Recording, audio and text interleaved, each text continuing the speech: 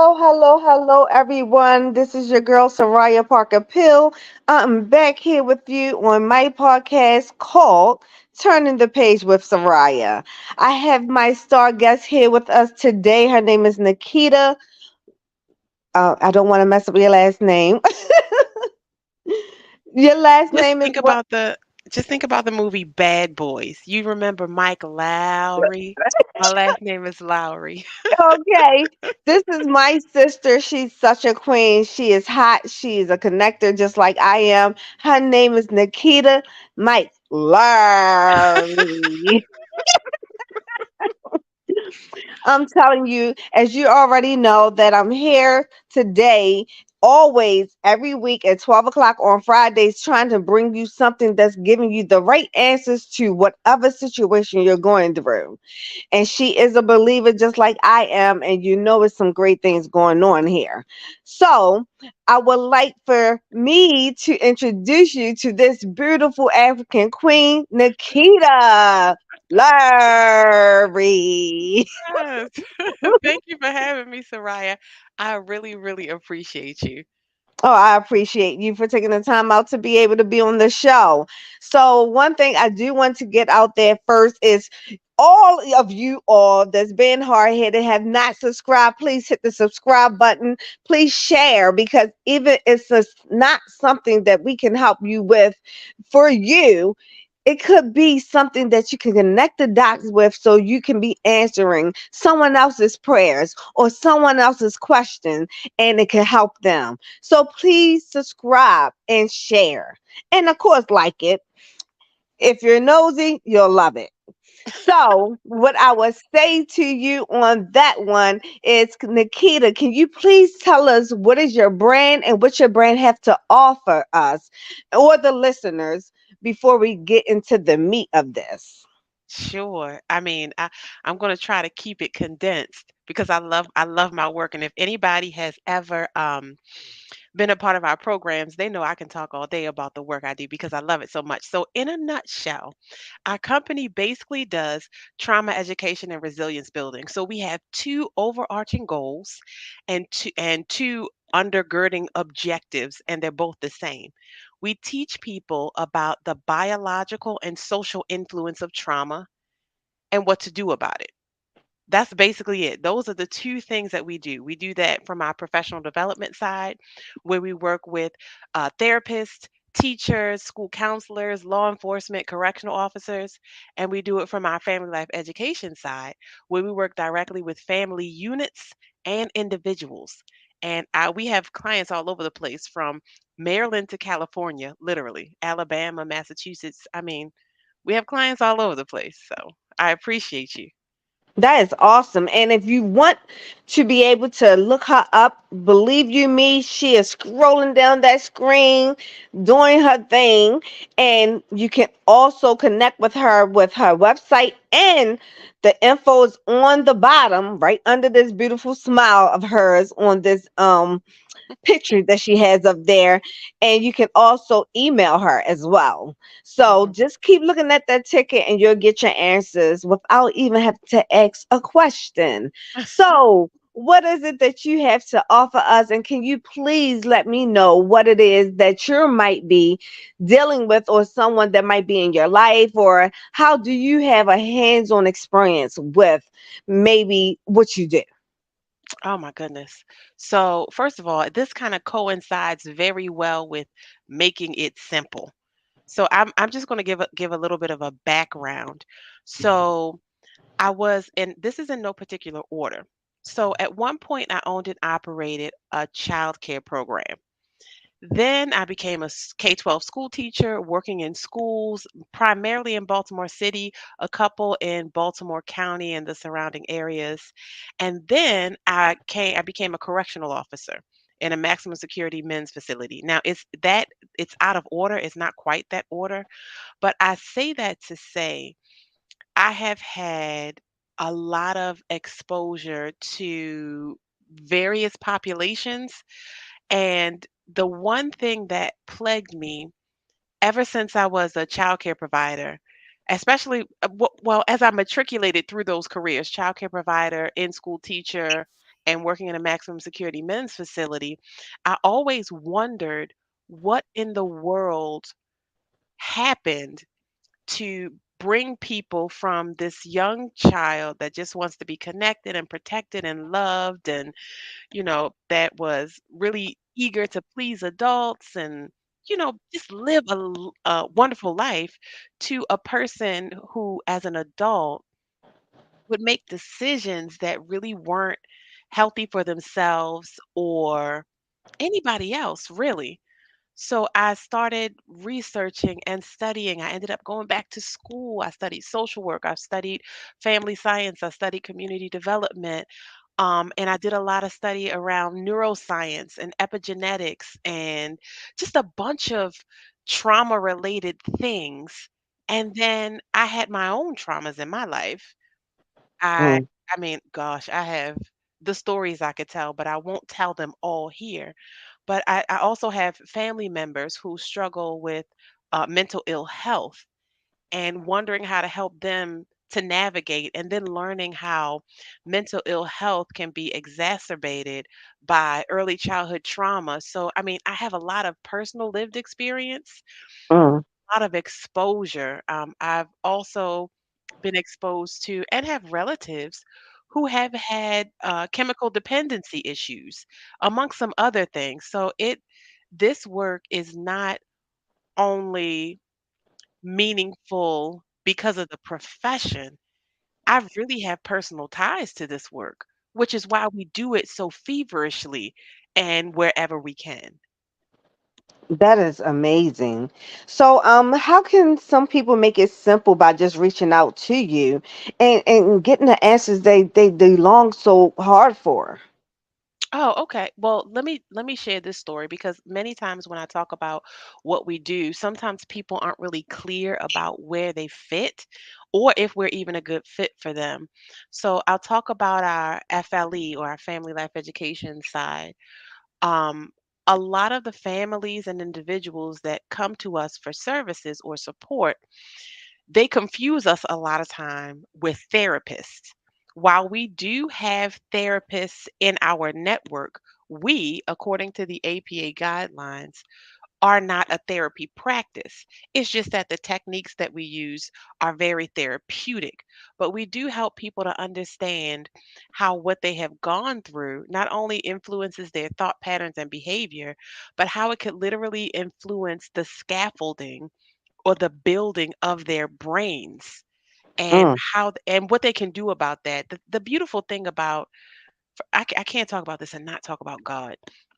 The beautiful thing about God's design of the human being is there's so many things, but just to keep it in perspective, when God designed human beings, he designed us in a way that we have the ability to adapt, which means that we're not a species that if it gets we're not flowers. If it gets cold, we die off, you know what I mean? Or if it gets too hot, we die off. When the Lord designed us, he designed us in a way to help us to adapt to environments, whether it is a physical environment, a mental environment. So when we talk to people about how they can change, I'm just gonna call it a mental environment without getting so jargony. When we talk to Okay. people about how to change their mental environment or rewire their brain, and the fancy word is neuroplasticity. Everybody's now talking about it. We we help people to understand that when just because you have come to this place in your thinking, in your behavior, it doesn't mean that you're stuck there. And the reason why you are where you are has a lot to do with where you've been. And just because you've been in a certain place, whether it was chemical dependency, whether it was just some other mental ill health, you can really do things to start to turn things around with certain techniques. And it's just a beautiful thing because so many people feel like you this is just the way I am. I hear that all the time. This is just who I am. And then my question to those folks is, well, I mean, that's cool, but is how you are serving you in a way that's going to take you to where you want to go? If it is, who am I to say change it? If it's not and you want to change it, let's talk about it. So it so that's our family life tier. And we have all kinds of families that come in. We have a few doctors that work with us around just being fatigued. It's called compassion fatigue. Around compassion fatigue or around secondary traumatic stress. We had a family that was referred to us who had a young person who accidentally shot and killed their parent. So just Mm. helping people to work through some of those, not even to really work through the challenge, but to take where they are. Let's talk about where you are and let's talk about where you want to go. And for some of those families, we work in tandem with a therapist because, again, Mhm. even though the work we do is extremely therapeutic and can easily be confused with therapy, we are very clear about that. We are not therapists. We partner with them, we have access to them, but that's not what we do. So that's our family life tier. For our That is professional, awesome. yeah, and and that's kind of like where my heart is because when I first founded this organization, it was founded to serve families only. Families only and young people who were in the foster care system. So Mm. that was the initial premise of our company. But then many of the professionals started to come and ask for our help. So in 2021, for our professional development tier, we switched the focus. We really laser focused on school districts across the country because when we would go and we would do training and program and policy development for schools, Soraya, I cannot tell you how many teachers would follow up with us and apply for jobs Mm. because they're tired in teaching, not of teaching. So once we started seeing that kind of that common theme of teachers like, listen, I still want to teach, but I'm just tired of being in the schools for various reasons. Then we were like, okay, let's focus on teachers because we need to keep teachers in the schools. Yeah. Hello. Yeah. And we need to attract more qualified teachers. Hello. So we kind of shifted our gaze to supporting teachers. But That is awesome. So basically, yeah. y'all try to make it simple for them to understand that you're not doing what you're doing in vain. You just need to rewire your mind into doing it in the way that needs to be done without you getting tired of what you've been called to do. That too, and helping administration because we've worked with superintendents, helping administration to understand and see the value in bringing in support services for teachers. A lot of the support services that go into the school districts are for the students, but the Mm. teachers need as much support because the teachers are expected to do a lot, teach to the test, manage your classroom, be not only responsible for the academic portion, but teachers like myself and so many others I know want to actually be able to support the student in ways outside of academics. So if you have a teacher in a classroom that loves her students or his students that loves teaching, but they are feeling some compassion fatigue or some burnout, what are you doing to keep them there? So in addition to working directly with the teachers, we also work with the administration looking at policies and practices and programming to help support the teachers and really provoke and encourage them to stay there because they feel appreciated and they feel like that now we have policies that see us and our need. Mm, mm. So y'all have a lot to offer, like a whole lot to offer, and it's great because I mean it's not too many of you all that's out here that people know about. Yeah. Yeah. And it's great that you are on this show tonight, being able to be have an answer for someone need today.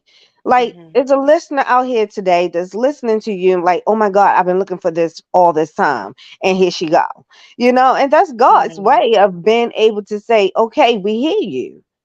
Yeah. And now you have the answer. Yeah. So let me just put this out there. We know the answer, which is Jesus Christ. He just allows us to to have access to people. Like we partnered with maternal health and wellness organization in California to do some work in their incubator. And that was just wonderful working with these women around bonding and attachment and the importance of things like gazing and touch to neurological and social emotional development. It was amazing working with these women. So really the premise of what we do, if I were to kind of make it as broad as I can, the premise of what we do is to really help people to understand that the way we treat one another influences how we develop and grow and begin to treat other people. That is serious, you know, Very. because I mean, if I think about, where I came from and the things I've been through, like I had a lot of rewiring to do. Mhm. And one of the main things that helped me through that is activating that super gangster God that was inside of me to be Come able on to in do here. so. Because I truly believe if I didn't experience him for myself and didn't cut the wire of praising someone else's God because that's all I knew, that I wouldn't be here today. But the fact that he's so gangster and he is my dog, like I can come to him in any way, shape, or form, and he's always meeting me at my needs. Yeah. And Yeah. the brain, people really do not understand, or a lot of people don't understand that it starts with your mental state on how you really act, you know, each day. Mhm. And it's not easy. It's not No. easy, but it is necessary to understand that you need to mentally be be together in your mind before your body follows. Mm, Your mind will take you places you never thought you would ever been or anything like that. But if you honestly just work on that, and there's nothing wrong with having a therapist or a coach or a absolutely counselor not. or a shrink, like Mhm. it's necessary. Yes, it is. It's necessary because Yes, it I is. still have one on speed dial. I Mhm. still have one on speed dial, and I meet her every 2 months. Yeah. Because it's things that can come your way. Like I'm going through so much, but 99.999% of the time you will never know because I still know that the God that lives inside of me is going to carry me through this. Yeah. Yeah. He's going to carry me through this. And I'm not going to allow what the enemy trying to attack me with to win or prevail in any way, shape, or form because he brought me here to be able to live another day when I didn't want to live. Mhm. Yeah. So my life is not my own anymore. I am Mm. here to connect people together so we can connect together and we can win as one, Yeah. as a whole, because we all can't do it by ourselves. Yeah. We Yeah. cannot. So if we have these services here for us, we need to reach out to someone. If you know someone that can actually benefit from what she has, Nikita, like that was only God's will of us being able to have an answer when we did not have it. Mhm. Yeah. So I just strongly advise if anyone, is in need of any help or just need to be able to talk to someone or anything like that, go after her and you reach out to her. Her email and her website is right here going across the page. Like this is not a game. People are dying every single day Mm. because of these mental illness that a lot of us don't know we have because we done snapped. Yeah. But the Yeah. answer is there. Nikita, is there anything else you would like to talk to us about? Like, give us any kind of encouragement or whatever it may be, because it will be a part two to this. Okay. You know what? I generally ask this question of people. Have you ever heard the term, it takes a village to raise a child? You ever heard that Yes, term? yes, Right. yes. So I appreciate that term. I like that term, but I like to flip it a little bit because that particular phrase, it takes a village to raise a child, really focuses in on the child. But I often ask people, and I'm going to ask you, and there's no right or wrong answer, right? There is just what you think about it. Hmm. So think about the phrase, it takes a village to raise a child. Now I'm going to say it takes a village to maintain a village with children in it. What's the difference between the two for you? Wow. It's really, to me, no difference. Because we are still a child as adults if we're not able to maintain a child. Mhm. So we need a village to be able to help us to carry on, to not just grow as adults, and we could be an adult and doing adult things, but are we fully grown into the people that we are supposed to be when we need the mental state being helped with so we can maintain our sanity to raise a child? Mhm. Mhm. So it's a Thank you for lot of that. growth there. There's a lot of Yeah. growth there. We can still be looking like adults and doing adult things and still mentally be a child. Mhm. That's true. We don't have all the answers. That's true.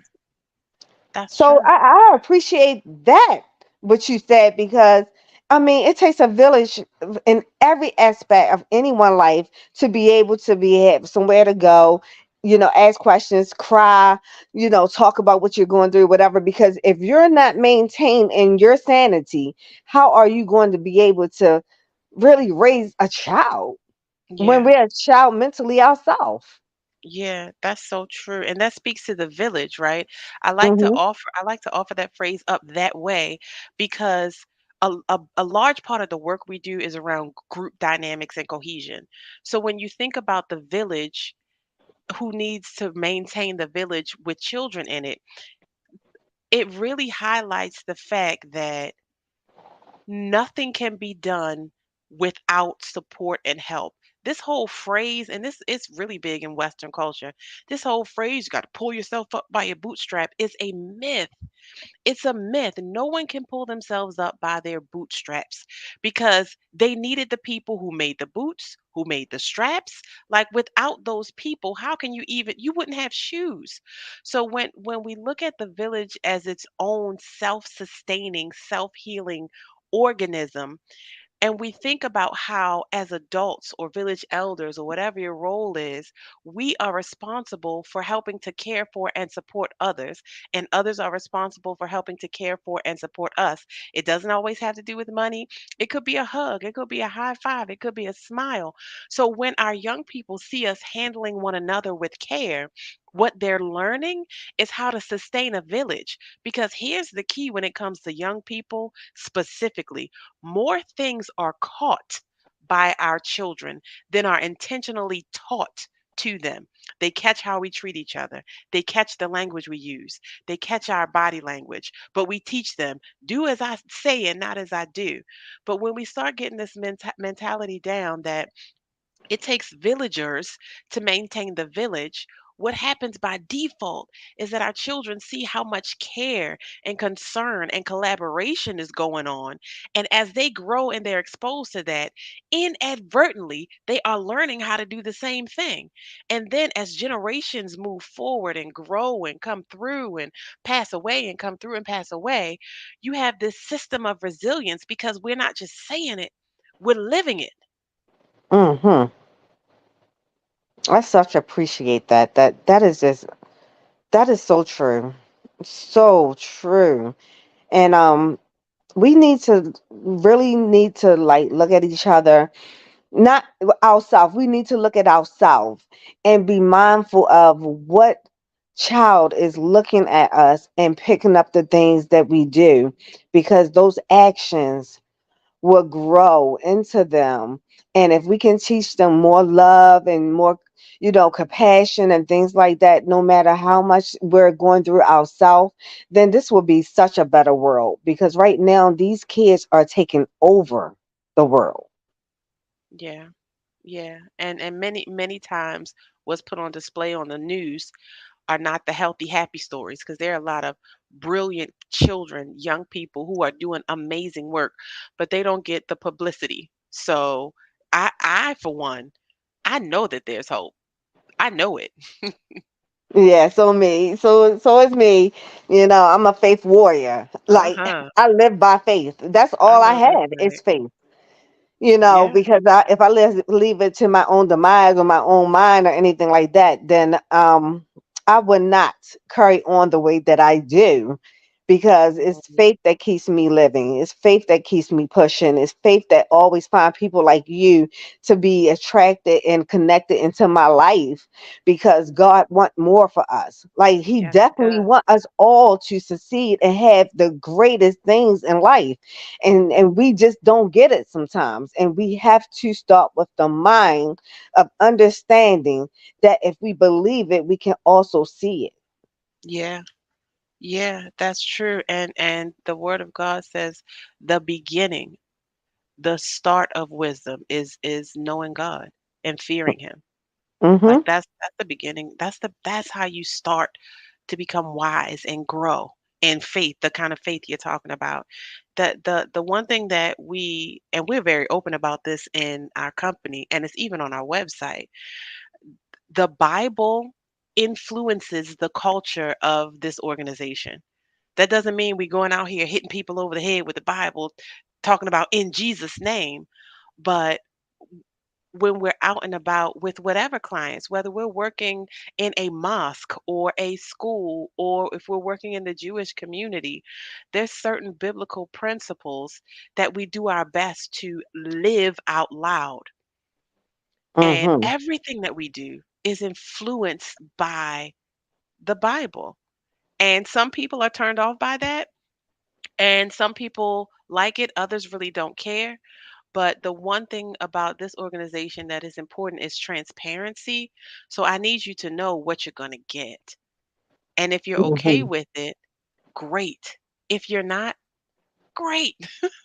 I totally You know? understand that. Yes. So yeah, that's kind of where we are. And that faith, Soraya, that you were talking about is, man, it's the ignition, it's the fuel, it's the fire. I mean, whew. Yeah, that's all I can do is live by faith. Mhm. That's it. Most definitely. Okay, so I'm going to end this show because I definitely don't want to give them all the goodies in just one show. Like, I want them to always want to say, "Oh, let me see what Sarai up to now." Yes, that's what I want. I want you to always say, "Here she go again." Whatever. I'm fine with that. Just make sure you subscribe so you can see that she's here again every That's right. Friday at 12 o'clock. Because guess what? We're doing hot topics for the whole summer. If you're interested in being on my show, we can do a little interview and we can see if God said, yes, you can be on there. But you got to understand that it's not a game. We sitting here and we on this show because we want to help others. The only reason why this podcast is live is because I want to help others like God helped me. Like he helped Amen. me to be Amen. here today. And it's not about me anymore. It's about who we can save, whoever life we can save. Like I just want to save one life one time a day, and I'm Mhm. fine with that. If something happened to me where though I don't make it to tomorrow, I know I did everything in my power to do whatever it took to help someone else, like God helped me.